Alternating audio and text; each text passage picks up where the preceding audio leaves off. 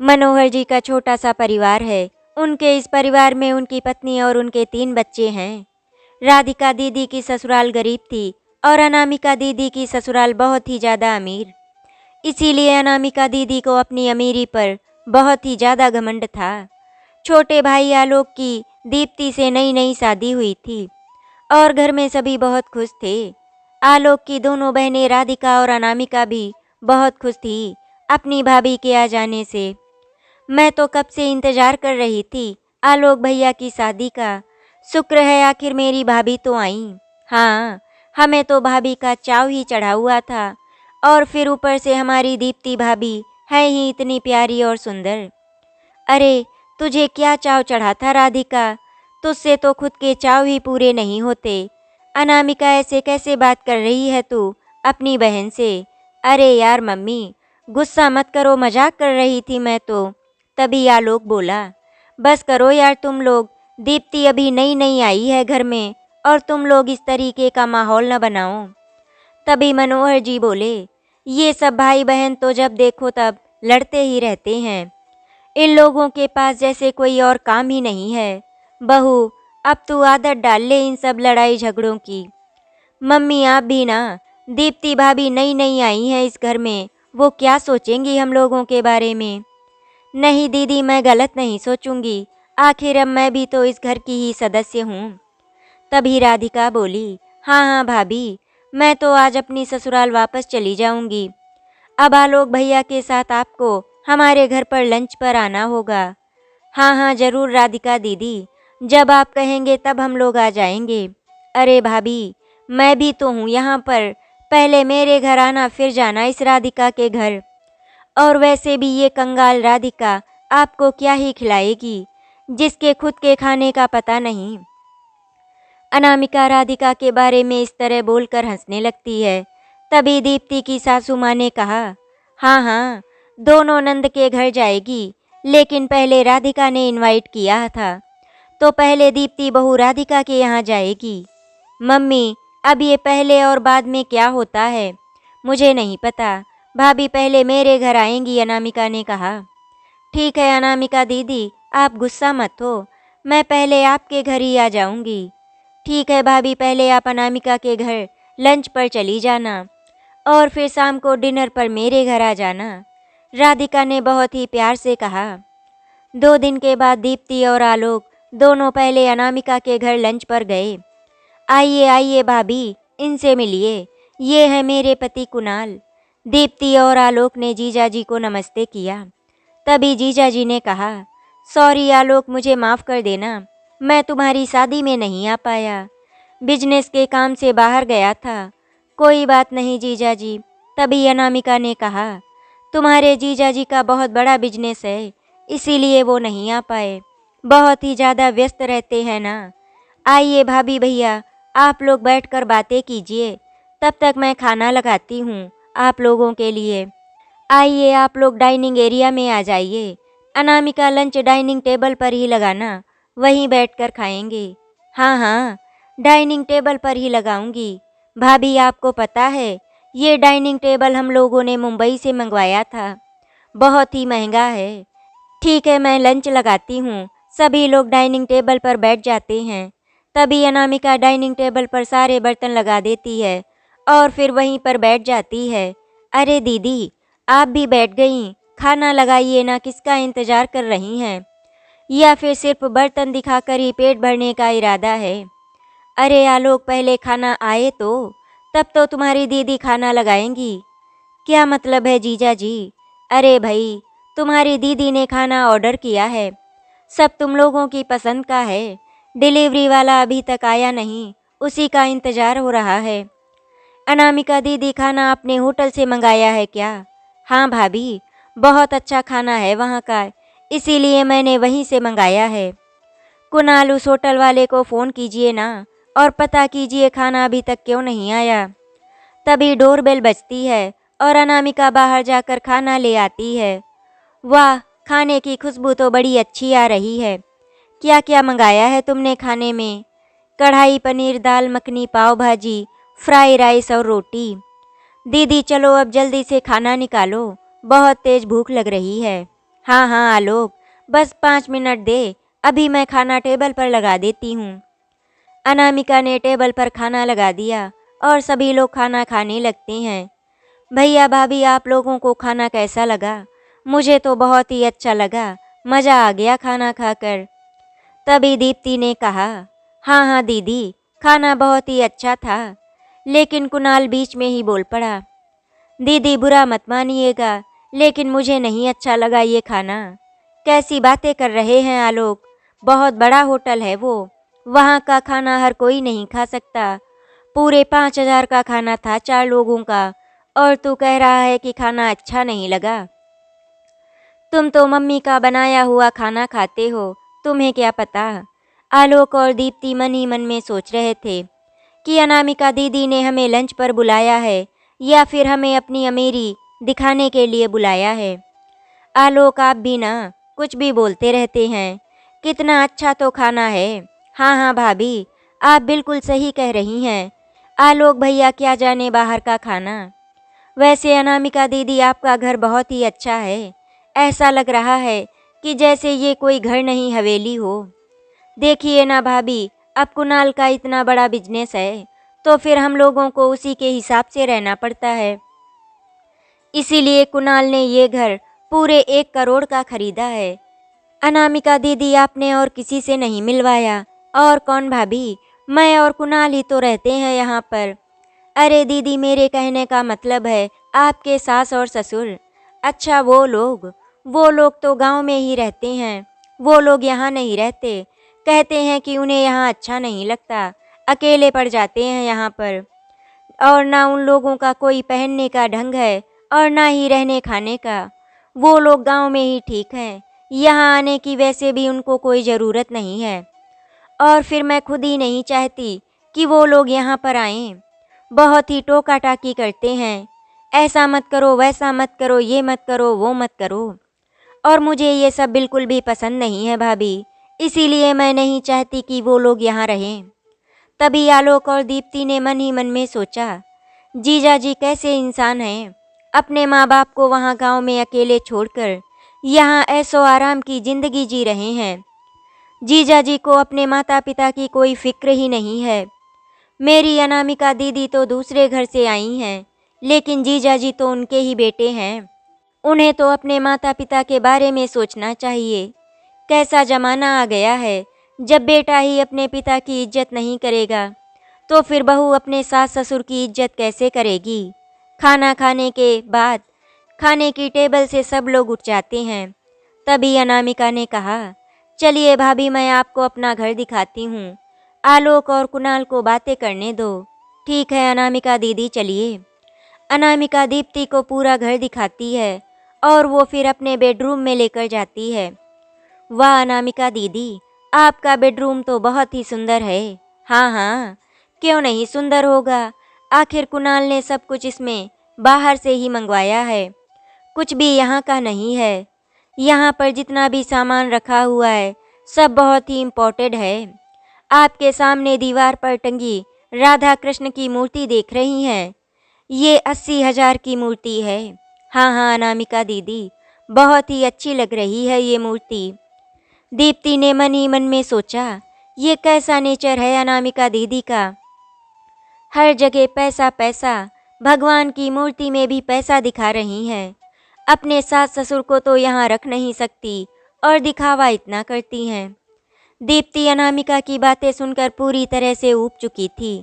उसने सोचा, अब यहाँ से निकलते हैं, नहीं तो अनामिका दीदी अपने पैसे का घमंड दिखाकर हम लोगों को पागल कर देंगी। खुद खाना बनाकर तो खिला नहीं पाई हम लोगों को, होटल से मंगवाया खाना, और दिखावा इतना करती हैं। अच्छा दीदी, अब हम लोग घर के लिए निकलते हैं, नहीं तो फिर बहुत लेट हो जाएगा, और फिर अभी राधिका दीदी के घर भी तो जाना है। अरे भाभी, इतनी जल्दी क्या है घर जाने की, और वैसे भी उस राधिका के घर जल्दी जाकर क्या करोगी, एक ही कमरा है, उसी में सब रहते हैं, बैठने के लिए जगह तो है नहीं, क्या करोगी वहाँ जाकर। अनामिका दीदी, आप राधिका दीदी के बारे में ऐसी बातें क्यों कर रही हैं, वो तो बहुत ही अच्छे स्वभाव की हैं। अरे भाभी, स्वभाव ही सब कुछ नहीं होता, पैसा होना चाहिए, बस बाकी सब तो अपने आप ही हो जाता है। ओफ़ो, अब तो मैं निकल ही लेती हूँ यहाँ से, नहीं तो अनामिका दीदी मुझे पूरी तरह पागल कर देंगी। अच्छा दीदी, अब हम लोग चलते हैं, नहीं तो फिर बहुत लेट हो जाएगा। ठीक है भाभी। दोनों बाहर हॉल में आ जाती हैं। दीप्ति ने आलोक से चलने के लिए बोला। हाँ हाँ दीप्ति, चलो चलते हैं, नहीं तो फिर बहुत देर हो जाएगी। दोनों वहाँ से निकल लेते हैं और अपने घर पहुँच जाते हैं। आलोक ने दीप्ति से कहा, दीप्ति क्या आज ही राधिका दीदी के यहाँ चलोगी? मेरा तो अब कहीं जाने का मन नहीं है। राधिका दीदी के यहाँ कल चलते हैं। हाँ हाँ, कल ही चलते हैं, मेरा भी अब कहीं जाने का मन नहीं है। आलोक ने राधिका दीदी को फ़ोन करके बता दिया कि दीदी हम आज आपके घर नहीं आ पाएंगे, कल आएंगे हम लोग आपके घर। राधिका दीदी ने कहा है ठीक है आलोक, कोई बात नहीं, जब आपको समय मिले तब आ जाना। अच्छा आलोक, आपने कभी नोटिस किया है कि राधिका दीदी और अनामिका दीदी में कितना अंतर है? राधिका दीदी अनामिका दीदी की किसी भी बात का बुरा नहीं मानती हैं, जबकि अनामिका दीदी उनको सुनाती ही रहती हैं। अच्छा सुनो आलोक, चाय पियोगे क्या? मम्मी पापा के चाय पीने का समय हो गया है, मैं ज़रा चाय बना कर आती हूँ। यार दीप्ति, चाय के साथ कुछ खाने के लिए भी ले आना, बहुत तेज की भूख लग रही है, मेरा उस खाने से पेट नहीं भरा। वैसे दीप्ति, तुम्हें वो खाना अच्छा लगा था? नहीं आलोक, मुझे भी खाना अच्छा नहीं लगा था, लेकिन अनामिका दीदी के सामने ऐसे बोलना अच्छा भी तो नहीं लगता। अरे इसमें अच्छा या बुरा मानने वाली कौन सी बात है? दीदी तो अपनी ही है, कौन सी पराई है। अगर खाना अच्छा नहीं लगा तो नहीं लगा, बोल दिया मैंने। अच्छा ठीक है, बैठो, मैं चाय बना कर लाती हूँ। दीप्ति किचन में चाय बनाने के लिए आई तो उसकी सासू माँ भी किचन में आ गई। क्या हुआ बहू, सब ठीक तो है ना? आते ही किचन में लग गई। नहीं नहीं माँ जी, सब ठीक है, मैं तो बस सबके लिए चाय बनाने आ गई थी। दीप्ति ने आलोक को आवाज़ दी, आलोक यहीं पर आकर चाय पी लो, मम्मी पापा आपको बुला रहे हैं। ठीक है, मैं अभी आता हूँ। और आलोक नीचे आ जाता है। सभी बैठकर एक साथ चाय पीते हैं। चाय पीते पीते सासू माँ ने दीप्ति से पूछा, अनामिका के यहाँ कैसा लगा आज? उसने क्या बनाकर खिलाया था तुम लोगों को? कैसी बातें कर रही हो माँ, अनामिका दीदी ने तो कुछ बनाया ही नहीं था, उन्होंने तो बाहर से ऑर्डर करके खाना मंगाया था। आपने अनामिका दीदी को कुछ खाना बनाना नहीं सिखाया था क्या? सिर्फ उन्हें बातें बनाना ही सिखाया था क्या? आलोक, तुम मार खाओगे किसी दिन मेरे हाथों से, बहुत बोलने लगे हो। अरे माँ, मैं सच ही तो बोल रहा हूँ, पका दिया उन्होंने पैसा पैसा करके, ऐसा लग रहा था जैसे कि पैसा ही है उनके लिए सब कुछ। मैं तो नहीं जा रहा अब उनके घर उनकी अमीरी देखने। बस कर जा बेटा, और कितना बोलेगा, आखिर वो तेरी बड़ी बहन है। ठीक है माँ, मैं कुछ नहीं बोलता उनके बारे में। रात में दीप्ति ने खाना बनाया और सब लोगों ने खाया।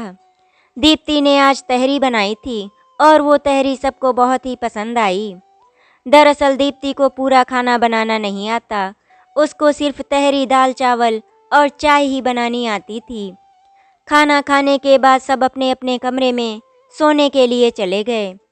अगली सुबह जब सब उठते हैं तब तक दीप्ति की सासू माँ ने चाय बना ली थी और सबने एक साथ बैठकर चाय पी। दीप्ति को यहाँ पर बहुत ही अच्छा लग रहा था, उसे ऐसा लग ही नहीं रहा था कि वो अपनी ससुराल में है। आलोक ने अपनी माँ से कहा, माँ हम लोग राधिका दीदी के घर जा रहे हैं, शाम तक आएंगे, डिनर वहीं करेंगे, इसीलिए आप लोग खाना खा लेना, हमारा इंतज़ार मत करना खाने पर। ठीक है बेटा, थोड़ा जल्दी आ जाना। दोनों राधिका दीदी के घर पर पहुंचते हैं और गेट पर खड़े होकर डोरबेल बजाते हैं। दरवाज़ा राधिका की सासू माँ ने खोला था। आलोक और दीप्ति को देखकर वो बहुत खुश हो जाती हैं। आओ बेटा, अंदर आ जाओ। राधिका बहू, अरे ओ राधिका बहू, देखो तुम्हारे भैया भाभी आए हैं, उनके लिए पानी ले आओ और साथ में कुछ खाने के लिए मीठा भी ले आना। जी माँ जी, बस 2 मिनट, अभी आई मैं लेकर। राधिका आलोक और दीप्ति के लिए पानी ले आती है और संग में खाने के लिए पेठा भी लाती है। एक एक पेठा खाकर दोनों ने पानी पिया और फिर आराम से बैठ गए। तभी दीप्ति को अनामिका दीदी की याद आ गई। उन्होंने तो चाय पानी के लिए पूछा भी नहीं था, उन्होंने तो सीधे खाने की टेबल पर बिठा दिया था। राधिका दीदी का घर छोटा जरूर था, सिर्फ एक ही कमरा था, लेकिन सारा सामान बहुत ही अच्छी तरीके से रखा हुआ था। कोई भी सामान इधर उधर नहीं था। दीप्ति को राधिका दीदी का घर बहुत ही पसंद आया। उसे वहाँ पर अपनेपन का एहसास हो रहा था। भैया भाभी आप लोग बैठिए, मैं आपके लिए चाय और पकौड़े बनाकर लाती हूँ। राधिका दीदी किचन में चाय और पकौड़े बना रही थी। मैं उनकी मदद करने के लिए जा रही थी कि उनकी सासू माँ ने मुझे हाथ पकड़कर रोक लिया। बहू तुम यहाँ बैठो, राधिका बहू चाय पकौड़े बनाकर ले आएगी। वो बहुत ही अच्छे पकौड़े बनाती है। राधिका बहू के जितने अच्छे पकौड़े तो मैं भी नहीं बना सकती। उसके हाथों में तो जादू है, जो भी खाना बनाती है ऐसा लगता है कि खाते ही रहो। पेट भर जाता है लेकिन मन नहीं भरता। आलोक तो पहले से ही जानता था कि राधिका दीदी बहुत ही अच्छा खाना बना लेती हैं। दीप्ति मन ही मन में बहुत खुश हो रही थी, क्योंकि राधिका दीदी की तारीफ सुनकर उसे बड़ा अच्छा लग रहा था। राधिका दीदी बहुत ही शांत स्वभाव की लड़की हैं, वो किसी भी बात का बुरा नहीं मानती। तभी तो अनामिका दीदी जो मन में आता है वो राधिका दीदी को बोल देती हैं। राधिका दीदी चाय और पकौड़े ले आईं। राधिका दीदी ने जमीन पर एक दरी बिछा दी थी, उसी पर हम लोग बैठ गए। सब ने एक साथ बैठकर चाय पकौड़े का आनंद लिया। अरे वाह राधिका दीदी, आपके हाथों में तो कमाल का जादू है। क्या गजब के पकौड़े बनाए हैं आपने, मज़ा आ गया पकौड़े खाकर। माँ जी ने बिल्कुल सही कहा था कि पेट भर जाता है लेकिन मन नहीं भरता। चाय पकौड़े का नाश्ता हो गया था। सभी लोग बैठकर आपस में बातें कर रहे थे। राधिका दीदी की सासू माँ तो राधिका दीदी की तारीफ के पुल बांधे जा रही थी। दीप्ति बहू, मेरी किस्मत बहुत अच्छी है जो मुझे राधिका जैसी बहू मिली, और राधिका के मम्मी पापा भी बहुत अच्छे हैं, इसीलिए तुम उनका ख्याल रखना, उन्हें कभी किसी चीज़ की तकलीफ मत होने देना। जी माँ जी, मैं आपकी बातों को हमेशा ध्यान रखूंगी, उन्हें कभी कोई परेशानी नहीं होने दूंगी। और आपने बिल्कुल सही कहा माँ जी, मेरी भी सासू माँ बहुत अच्छी हैं। मुझे तो ऐसा लगता ही नहीं कि मैं अपनी ससुराल में हूँ, मुझे तो ऐसा लगता है कि जैसे मैं अपने घर पर ही हूँ। राधिका ने दीप्ति से कहा, भाभी यही मेरा छोटा सा घर है, ये घर ही सब कुछ है मेरा, इसी घर में हम सब लोग एक साथ रहते हैं। राधिका दीदी, आपका घर तो बहुत ही सुंदर है और आपने अपने घर को बहुत ही अच्छे से सजा रखा है। सारी चीज़ें अपनी जगह पर हैं, कुछ भी इधर उधर नहीं है। दीदी ये जो गुड्डा रखा हुआ है ये कहाँ से लिया आपने, बहुत ही अच्छा लग रहा है। ऐसा लग रहा है कि जैसे सच्ची का कोई बच्चा हो। राधिका की सासू माँ मुस्कुराने लगती हैं। तभी दीप्ति ने पूछा, क्या हुआ माँ जी, मैंने कुछ गलत पूछ दिया क्या? नहीं बहू, तुमने कुछ गलत नहीं पूछा। ये गुड्डा तो मेरी राधिका बहू ने बनाया है, उसके हाथों में तो जादू है। सिलाई कढ़ाई का काम करती है, उससे हमारे घर खर्चे में मदद हो जाती है और तुम्हारे जीजा जी के पैसों में थोड़ी सी बचत हो जाती है, क्योंकि आगे बच्चों का भविष्य भी तो देखना है, इसीलिए अभी से पैसे जोड़ने पड़ेंगे। दीप्ति राधिका की ससुराल में आकर निहाल हुई जा रही थी कि कितनी अच्छी राधिका दीदी की ससुराल है, कितना अपनापन है यहाँ पर, कोई अपना पराया नहीं, सब एक साथ मिलजुल कर रहते हैं। सब बैठकर बातें कर रहे होते हैं। तभी गेट के बाहर कुंडी खटकने की आवाज़ आती है। राधिका ने जाकर दरवाज़ा खोला तो सामने राधिका दीदी के ससुर जी खड़े थे। उनके हाथों में अमरूद का थैला था। राधिका दीदी ने अपने ससुर जी के हाथों से वो थैला ले लिया और वो घर के अंदर आ गई। अरे आलोक बेटा और दीप्ति बिटिया, तुम लोग कब आए? दोनों ने बाबूजी को नमस्कार किया और उनके चरण स्पर्श किए। खुश रहो बेटा, बाबूजी ने आशीर्वाद दिया। राधिका बहू, बच्चों के लिए जरा अमरूद काट कर ले आओ। राधिका अमरूद काट कर ले आती है। सभी बैठकर अमरूद खाते हैं। दीप्ति मन ही मन में सोच रही थी कि जब से यहाँ आए हैं तब से कुछ न कुछ खाने के लिए ही आ रहा है। आलोक दीप्ति को देख रहा था और वो समझ गया था कि दीप्ति को यहाँ पर बहुत अच्छा लग रहा है। वैसे आलोक को भी यहाँ पर बहुत ही अच्छा लग रहा था। राधिका ने दीप्ति और आलोक के खाने के लिए पूछा कि खाने में वो लोग क्या खाएंगे। तभी दीप्ति ने कहा, राधिका दीदी, आपने तो इतना सब कुछ पहले से ही खिला दिया है कि अब खाना खाने की तो जगह ही नहीं बची है। कैसी बातें कर रही हो भाभी, खाना तो खाना ही पड़ेगा। अभी जब तक खाना बनेगा तब तक पेट खाली हो जाएगा। राधिका की बातें सुनकर सभी लोग हंसने लगे थे। राधिका दीदी, मेरे लिए आप कढ़ी चावल बना दो। मुझे आपका बनाया हुआ कढ़ी चावल बहुत पसंद है। हाँ, मैं जानती हूँ तुझे कढ़ी चावल बहुत पसंद है और मैंने उसकी तैयारी कर रखी है। मैं तो दीप्ति भाभी से पूछ रही थी कि उन्हें खाने में क्या पसंद है। दीप्ति ने कहा, अंकल आंटी से पूछ लीजिए वो लोग क्या खाएंगे। भाभी, मैंने माँ और बाबूजी के लिए खाना बना दिया है। उनके लिए मूंग की दाल और चावल बना दिए हैं। दरअसल कल माँ और बाबूजी बाहर थोड़ा घूमने गए थे और वहीं उन्होंने कुछ खा लिया था, इसीलिए उन दोनों का पेट खराब हो गया। तो फिर मैंने उनके लिए मूंग की दाल और चावल बना दिया, क्योंकि मूंग की दाल वाली खिचड़ी बाबूजी को पसंद नहीं है। अब आप बताइए आप क्या खाएंगी। राधिका दीदी, आप कुछ भी बना लीजिए, मैं सब खा लेती हूँ। फिर भी भाभी कुछ तो बताओ, आप क्या खाएंगी।